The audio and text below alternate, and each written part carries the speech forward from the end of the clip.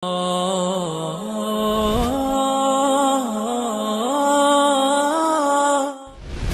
لله رب العالمين والصلاة والسلام على أشرف الأنبياء والمرسلين نبينا محمد وعلى آله وصحبه ومن إحسان إلى يوم الدين. أما بعد السلام عليكم ورحمة الله وبركاته. وعليكم السلام ورحمة الله. دعوتوتا تي في أمتن وربي كيسيتن سوربي على جتنا كم كيسني.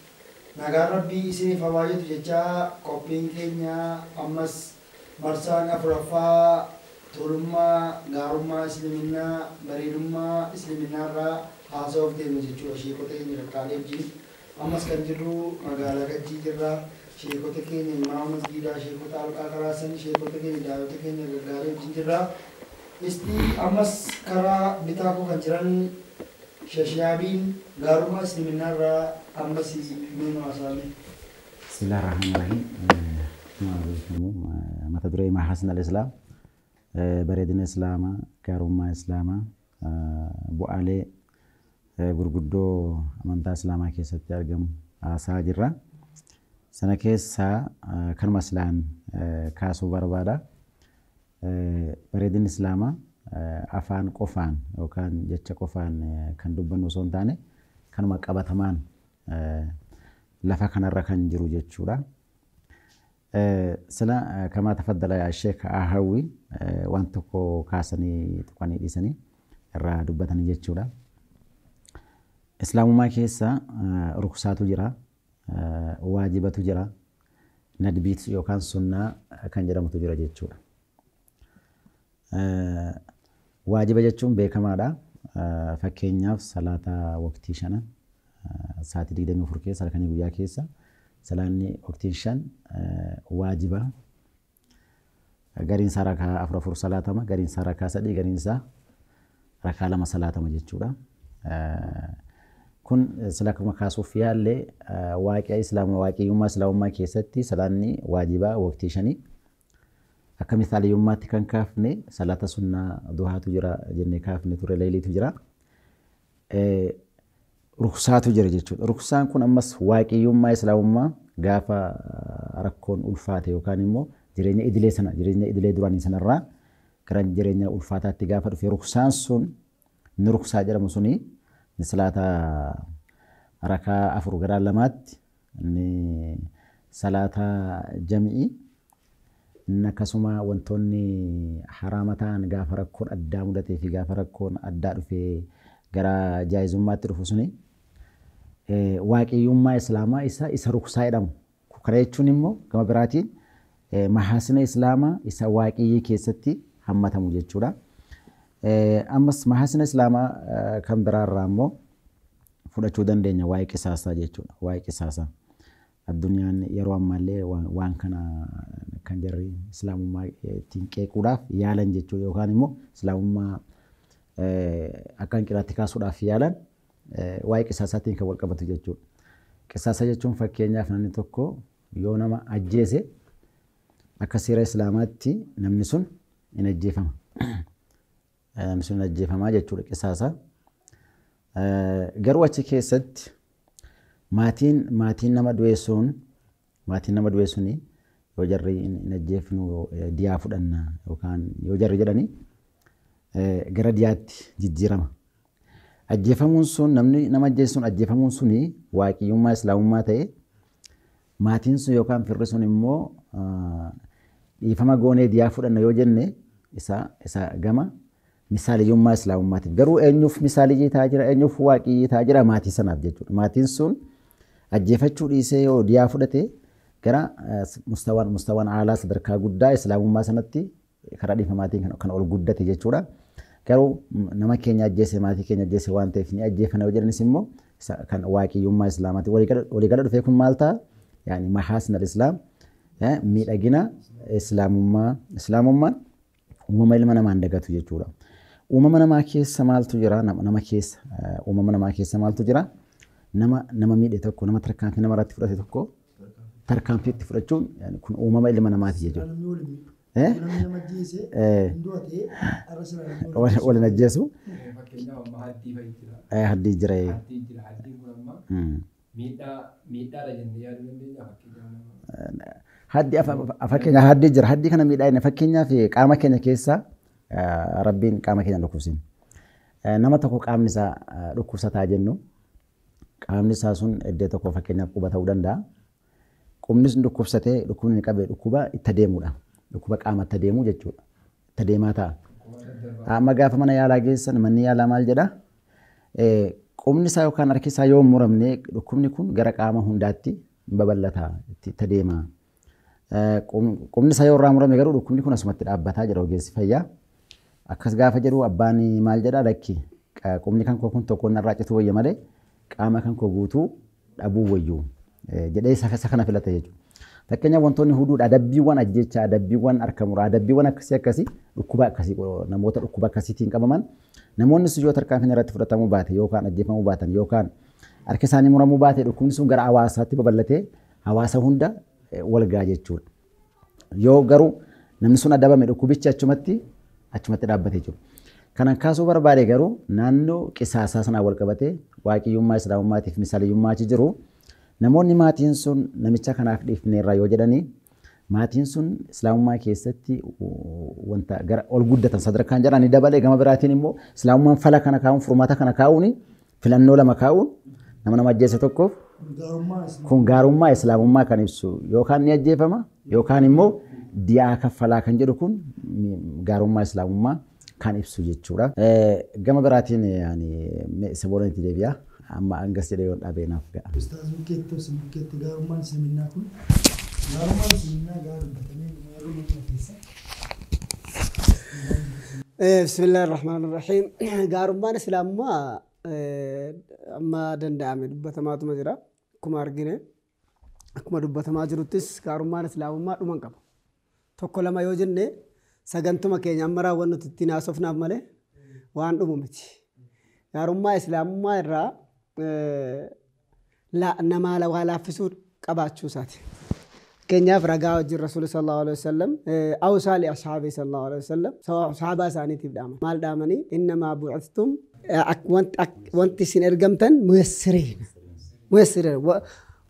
Isin walam tub'asuu mu'assiriin. Isiniin kun wanti isin argamtanii Islaamnaa kana qabattanii ittiin socho'uun garana deemuun garas deemuun waan biraatiif miti jedhan.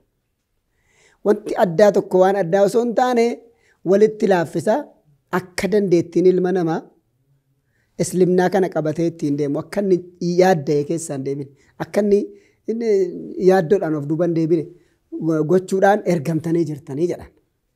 Asirratti waamicha keessattis ta'ee daawaa waamichaa keessattis ta'ee daawaa gochuu keessattis ta'ee islaamummaan sila irra ga'anii sheekni irra ga'anii turan achitti dhaabanii waamicha keessattis ta'ee nam tokko Islaamnaa kana nan jabeessa nan cimseetan daangaa dabarsa yoo jedhe tokkoffaa bakka islaamummaan itti argamu dhabamsiisa. Lammaffaa adaba islaamni irra jiru irraa adaba karaan islaamaa ittiin dhufe karaan islaamummaa ittiin dhufe karaa muslimni qabatee irra jiru dhabamsiisa. Isa kanaaf bareedinni islaamummaa ajaja keessattis ta'ee guutuu sobarraa dhowwuu keessatti ta'ee khiyaanaarraa dhowwuu keessatti ta'ee amma nam tokko ka'eetuma callisee miidhaa irratti dalaguuf deemu osoo seera sodaachuu baadhee jedha osoo islaamummaa sodaachuu baadhee osoo jedhee namni osoon islaamummaa sodaachuu baadhee osoo shari'aan islaamaadhaa kana na ajaju na dhowwaa osoo sodaachuu baadhee jechuu dhiiseeti waan sadarkaan isaa isa bira hin ga'iniif waan sadarkaan islaamummaa kun amma ta'e hin beekiniif osoon abaluun sodaachuu baadhee jedha. Haza khatar. Wanti islaamummaa caala namaaf yaadu hin jiru. Wanti islaamummaa caala ilma namaa kana qixxeetti ilaalu hin jiru waan ta'eef. Osoon islaamummaa qabaachuu baadhee sin zollamu silaa. Osoon islaamummaa qabaadhee islaamummaa kootiifan malee silaa simmiidha osoo jedhee namni ilmi namaa gaarii ta'a. Awfuu bil ahadii guutaa jedha islaamummaan kana faa qaba. Gaarummaa isaarra ahadii guutaa jedha beellamtaniin diiginaa jedha manni murtii isaas jechuma isaa kana mana murtii isaati kakuu isaati bil ahadii inna al-ahda kaana mas'uulaa jedha ahadii waa galtanii irraa nafinaa jedha bareedina islaamummaati. Hojii tokko folkaatanii haasaa tokko kalimaa tokko volkaatanii sobatti makinaa jedha kun faayidaa islaamummaatii fi bareedina islaamummaati. Nama tokko nam miidhaadhaa ol kaatanii hin miidhinaa jedha islaamummaati isin dhorgaa kun seera islaamummaan qabdu bareedina islaamummaan qabdu. Rabbis yeroo dubbatu hadiisa al-qudsii keessatti miidhaa isin irratti haramsee jira jedha hunda namaa irratti kun bu'aa islaamummaan qabuu fi gaarummaa islaamummaan qabudha. Waamicha keessattis ta'ee itti dhufuu keessattis ta'ee akhlaaqa keessattis ta'ee islaamummaa wanti inni iddoo kanatti bade jedhamee shakkiin tokko irraan ga'amu hin jiru. Ummanni gara ittiin itti dhufu yoo dhabe malee warri seera baasee lafa kaa'uun gara ittiin itti dhufu yoo dhabe malee osoo itti dhufe addunyaan kun hin toltii jechuudha karaan islaamummaan itti yaadamu akka islaamummaan itti beekamu. Namni da'awaa godhus islaamummaa irraa akka nama hin baqachiifne islaamummaa kana gaarummaa isaa himuun gaarummaa isaa gurra nama buusuun isa dhaqee amantaa biraa keessa jiru as fiduun gaafa islaamummaa kana faayidaa isaa baree faayidaa ittiin nama waamu bare akka ittiin nama waamu yoo bare. Keenyaaf Rasuulli sallallahu alaihi wasallam faayidaa islaamummaan qaburraa awwala gaafa Aliyyiin alaabaan itti kennamu keessatti Ali ibn Abi Talib radiyallahu anhu asumaa dhaqee Aliyyiin qaxxataadhuma akka dhaxxeenseefi fudhu olitti bahin jenne akka namni arrabsu kanaa miti. Akka namni dhiigaan dhufe jedhu kanaa miti. Waan bareedaa ittimuu waan gaarii ittimuu qabachiisu. Awwala maa tadcuuhum ilayhi shahaadati an laa ilaaha illallah. Wantati jammara itti waamtu asallamuu bichaa irratti waamee jammara. Asallamuu kana irrattoo arkaanatu baratama. Asallamuu kana irrattoo waan hojii isaatu baratama. Asallamuu kana irrattoo nageenya islaamummaan qabutu baratama. Eegantanaa itti aaniiti kana godhiidhaan tartiiba islaamummaan qabu tokko tokkoon eeyye. Achi booda dhiigni isaanii hin tikfamaa jedha. Dhiigni namaa islaamummaa dhiiga namaa tiksuudha malee dhiiga namaa ganna quba. Akka dhiigni isaa tikfamu gochuuf akkana ta'a. Dhiiguma eenyuyyuu yoo ta'e hin tiksa islaamummaan. Nagaadhuma kana lafaa ka'ee itti ol ba'u miti. Kun maxaasinul islaam. Bareedina islaamummaa irraa gaarummaa islaamummaa irraa. Isa kanaaf gaarummaa islaamummaa dheeraadha jennee jirra akkuma waliinuu jirru. Kanaaf inshaallah waan jiruun booda irratti deema. Lubbuu namaas hin eega, lubbuu hayawaanaa hin eega, lubbuu bineensaa hin eega, lubbuu garbichaa hin eega, lubbuu garbittii hin eega. Lubbuu dhiiraa fi dubartii eega. Dubartootaa fi dhiira addaan baasee akka jarritti mirga jalaatiin bulan addaan baasee eega. Callisee walitti fidee walitti laaqee miti kan inni jiraachisu. Haala gaarummaadhaan duniyaa kanarra amma jirutti namni haala gaarummaan jiraate gaafa akhiraanis de falanuhiyyannahu hayaatan tayyibatan jedhanii jiran sila falanuhiyyannahu hayaatan tayyibatan fi haadhihi dunya wa fil akhirah. Akhiraa keessattis duniyaa keessattis jiruu gaarii jira ilmi namaa islaamummaa kana qabaannaan. Garuu bifti waamichaatii fi bifti islaamummaan itti nama fahamsiifamu immoo isii rabbiin kadhachuudha. Kanaaf inshaallah kana fakkaata.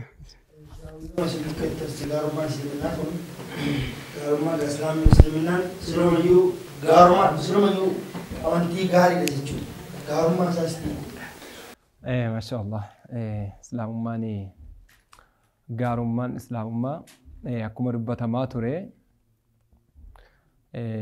waan yeroo gabaabaa kana keessatti illee ibsamu miti inuma irraa dubbanna. Gaarummaan islaamummaa iccitiinsaa inni itti gaarome akkuma sila jennee diinii rabbiin filate ta'uurraashi iccitiinsaa jechuudha.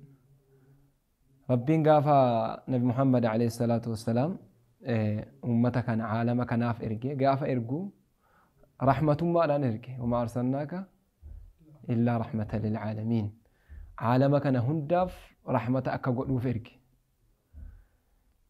Mashaqqaa meeqa kan ummata duraanii irra ture illee ummata Nabi Muhammad alayhi salaatu wassalaam kanarraa lafa kaahe rabbiin cinqii garaagaraa irra ture hattaa fil ibaadaa keessatti illee kan masjidatti malee salaatuun hin taane xahaaraa keessatti ruksaa baay'ee islaamummaan Nabi Muhammad alayhi salaatu wassalaam qur'aanni ittiin dhufame kun mashaqqaa baay'ee lafa kaahe jechuudha ummata Nabi Muhammad irraa alayhi salaatu wassalaam.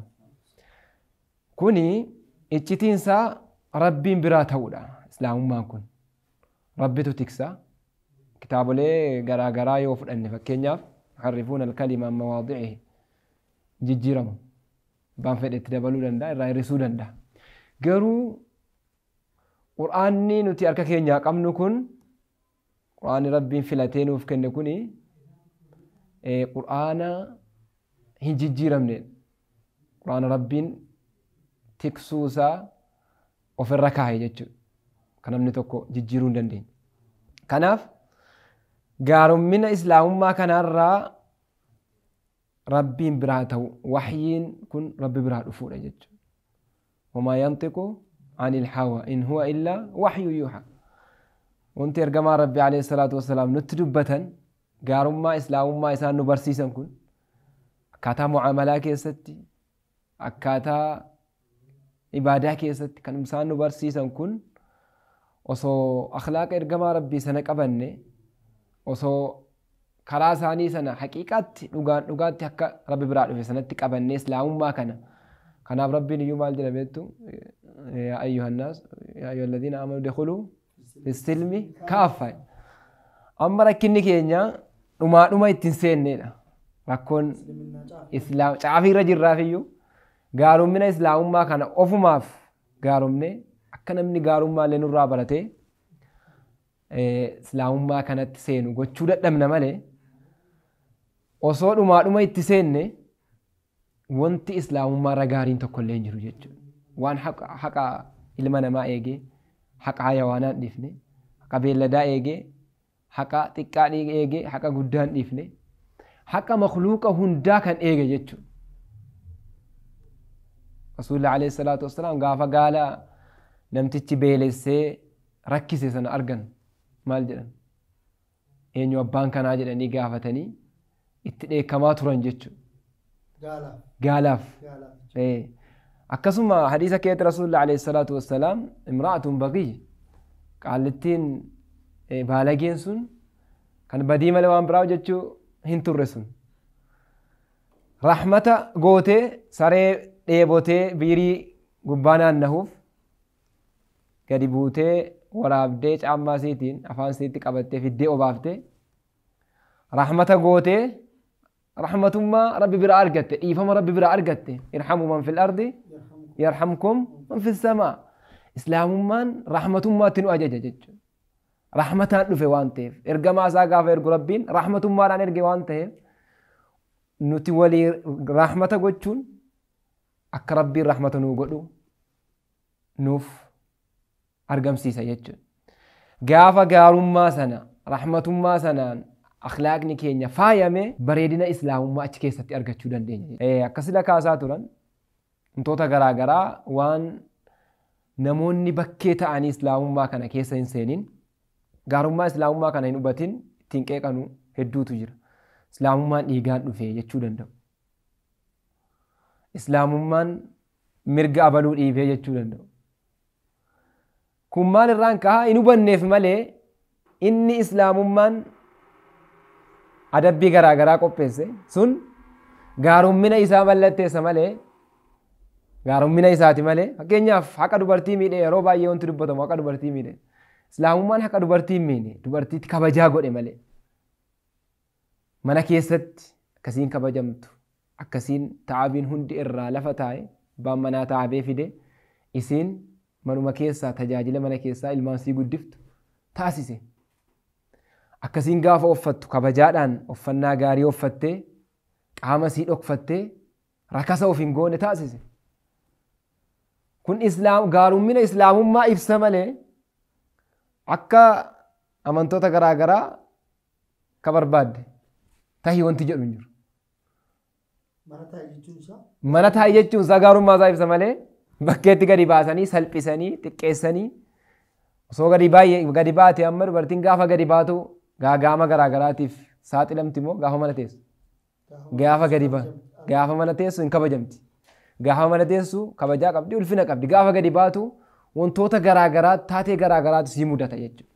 Kanaafuu islaamummaan bakka kamittillee seera keessattis mu'amalaa garaagaraa islaamummaa keessa jiru hunda keessatti dirqamoolee islaamummaa keessa jiru hunda keessatti waan adlii irratti hundaa'edha malee waan jihaa tokkotti dabee jihaa tokkotti caalee yookaan jihaa tokkoon immoo irratee jiru miti jechuudha. Alhamdulillah wanti kana dhugeessu al-yawma akmaltu lakum wa atmamtu alaykum ni'mati wa raditu lakum al-islaama diina jedhe.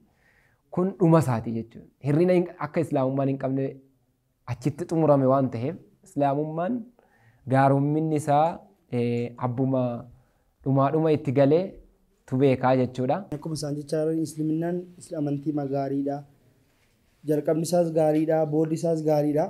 Namni isaan jiraate hundumtuu milkaa'aadha jedha. Gaarummaan islaaminaa kun yeroo yerootti waan jijjiiramu qaba. Gaariin yoomiyyuu gaariidha. Bareedaa yoomiyyuu bareedaadha. Islaamummaan amantii ergaa isa xumuraati, ergaa dhumaati.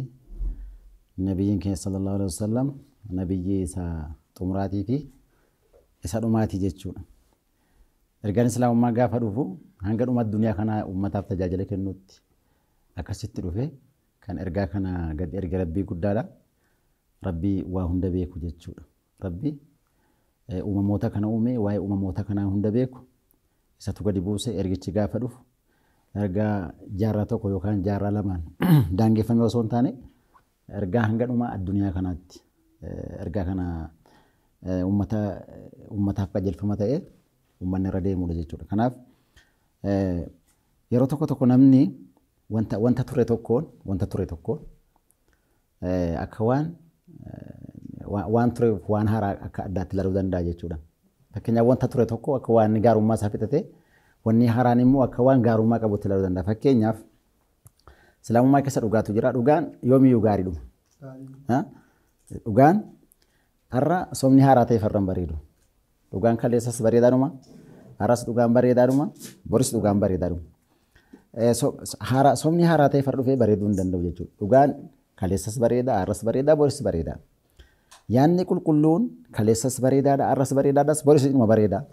Tarii yaanni qulqulluun kaleessa dheengadda jiraadhaaf har'a yaanni booruu ta'e tokko yoo dhufe yaanni inni qulqulluun kun tureera, yaanni inni booruun kun haaraadha jennee bareeduu hin danda'u jechuudha. Kan bareedanas isuma yaada sila kaleessas qulqulluu dheengadda qulqulluu har'as qulqulluu isuma kanatti boris qulqulluu waan ta'eef bareedinaan itti fufa. Wanni tokko turuudhaaf yookaan jaarraa lama, jaarraa sadii, jaarraa 10 turuudhaaf wanni bareedaan tokko wanni inni ajajatuuf hin jiru.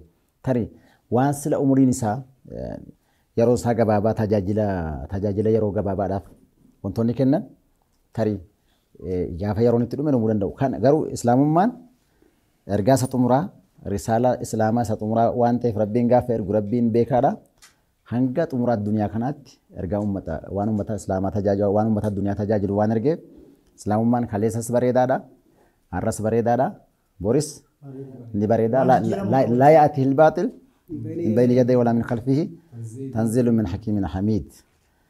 Kun waan islaamummaan sawaabitaaf mutagayyiraata qaba. Islaamummaa keessa tafaddala Sheek Saabiqaan sawaabitaaf mutagayyiraatatu jiranii wantoota dhaabbataa hin jijjiiramne jechuudha. Wantoota dhaabbataa hin jijjiiramnetu jiranii sun jaarraan barri maal isan jijjiiru. Mahasin al-islaam keessa wantoota daawaadhaan wal qabatan sila kaasuuf yaale jechuudha. Wantoota daawaadhaan wal qabatan. Ummatul islaam ummatu mukallafatun wa musharrafatun bid-daawaa. الدعوة تكليف وتشريف دعوان درقمسي درقمنا أمة إسلامات كنا مكم أمة إسلام أوجتورا كما براتي أمة إسلامات مكبجس كم تكبجته كنتم خير أمة جاف جلو كن كبجا وخرجت للناس كان جلو سنمو أمة تجاجلولا سنمو تكليفا أخرجت للناس يعني كان أمة تجاجل أمة الدنيا كان تجاجل كن تكليفا كنتم خير أمة كن تشريفا دعوان فولا لما كبجتورا inni tokko kabaja inni tokko immoo dirqama. Haa ta'u dirqama uummata islaamaatti kenname kana keessatti rabbiin bareedina diinii keenya mahasina diinii keenya keessaa tokko gaafa hojii daawaa nutti kennu akkaataa lama qaba jechuudha. Innis isa misaaliyyii fi waaqii sila jenne san of keessaa qaba. Fakkeenyaaf yaqulu rasuul sallallahu alaihi wasallam man ra'a minkum munkaran falyughayyirhu biyadihi فلم يستطيع فبلسانه فلم يستطيع فبقلبه أضعف الإيمان أرى وانت لبوسا وجي داوا كي داوا وي إرجع داوا دبر سجيتشون داوا قول جيتشون كرو داوا قول في مو أرى رأس أسر ركوتما داوا إرجع سنة دبر سيو كان داوا سنة قول أرى لبو دبا نموني لبو ساني دبني أرسا كفلان داوا سنة قول أرسا كفلان ورا مثالي يوم ما إسلام ما mustawaa alaa sadarkaa olaanaa sana warra ga'anii misaaliyyummaa islaamummaatiin warra hojjetan. Lakkii lubbuu kan koo dhabuurraa miidhaan guddaan narra gahuurraa hojii daawaa kanarraaf dhiisuun wayyaa dhiisuun qaba warreen jiran immoo warra waaqiyyummaa islaamummaatiin hojjetan fayyilama yastati fabi lisaanii sunumtinuu kan lubbuu baasu taanaan fabi qalbiitti isumayyuu keessootti hojii ergaa daawaa sana yookaan hojii daawaa sana keessootti qabatee yoo jiraate namichi kun seera islaamummaa cabseen jedhamu. Islaamummaan isaafis yaani bareedina isaarraa mahasina isaarraa akka inni lubbuu isaa eeggatuuf akka inni lubbuu isaa kunuunfatu akka inni keessootti qabatu godhe. Warreen lakki daawaa keessatti sadarkaa olaanaa irra geenya misaaliyyummaa galmeessin warreen jiran immoo dubbatanii yookaan lubbuu isaanii yoo isaan aarsaa godhan Omar masalan ka ummati Gazzaa sun misaaliyyummaadha jechuudha. Akka du'an ni beekan akka miidhaan irra gahu ni beeku. Akka du'an ni beeku. Garuu kanuma wajjin risaalaa islaamummaa yoo dabarsan warra misaaliyyummaa islaamummaa mustawaa alaa warra gahuudhaaf hojjetanidha. Lakki lubbuu keenya hambifna, lubbuu keenya eegna, hin duuna miidhamna yoodhan immoo kun waaqiyyummaa islaamummaa fayyilama yastatii fabii qalbii kan jedhaman jechuudha. Kanaaf islaamummaan waa hundayyuu gaafa namarratti dirqama tokko namarra kaa'u nama sanaaf falakaa'ee nama sanaaf waa hundayyuu yaada keessa galchee waa hundayyuu ilaalcha keessa galchee akkasitti dirqama gaafa namatti kennu وهذه من محاسن ديننا الإسلامي. ما إسلامنا كلامه نميت فايدة ما جرى استيلات دارو ما إسلامنا كلام مسلم بتمو توان فايدة ما ربنا كلام تسوى. فايدة مكيستي وعلماني كان اللالو اتفايدة ما نجرو هند اتفايدة ما نجرو هند إيسان جرو اتفايدة مدبو غريسا وانتدو دعوان كمات دعوان حكمة أبو برجود أبودا دعوان حكمة أبو في مئة وبرجود أبودا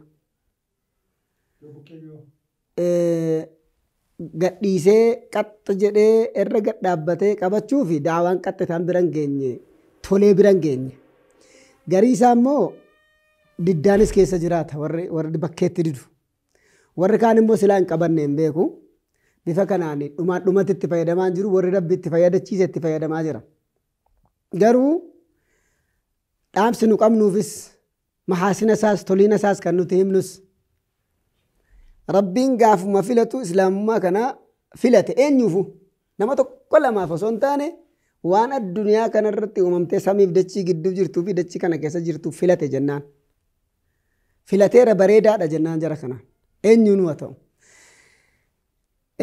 ittaqullaha haqqa tuqaatihi walaa tamuutunna إلا وأنتم مسلمون أكن دونه جرا فسنا إسلام ما مال دويتانا نمني كوني أكفايدان كمن والربي نساف جالة أبيرا وانتف لولي جدو كوتيف جدو نمتشكنا تبنا ميرا وانت برانجر وانا الدانك ولا تموتن إلا وأنتم مسلمون واعتصموا بحبل الله جميعا الحبل الإسلام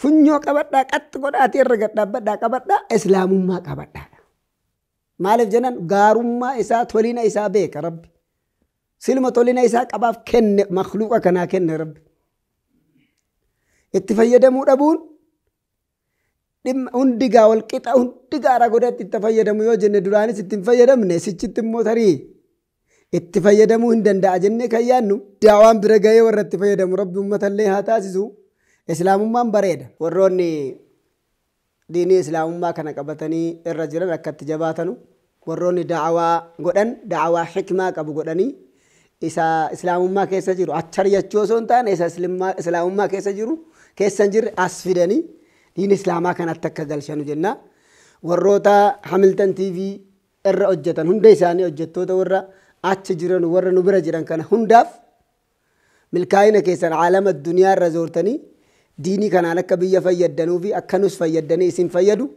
رب نسيناتاس سجنا وروتا كنالس غلطوما حملتن تي في برا نمني إسلام تاتن هندي كيسن أبد داجنا دمراتي وننجرو واي محسن إسلام دبتات الرّي بريدنا إسلام ما نوتي أوف ما متاكينيا وبتشو كمنا جتشودا برتشو كمنا هو بتشو كمنا أرجع برني هو برني بودا وانسنا كبتمان وفرتي ملسو كمنا مسلمة qajeelfama islaamaatiin lafa kanarra deemee fakkeenya gaarii ta'uu qabna jedha.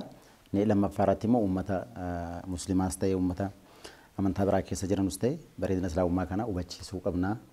Warri Hamilton TV galatooma mana keenya dhuftanii ganda godina keenya dhuftanii aanaa keenya dhuftanii sadarkaa aanaatti sadarkaa manaatti dhufuu keessaniif galatooma ulfaadhaan jedha.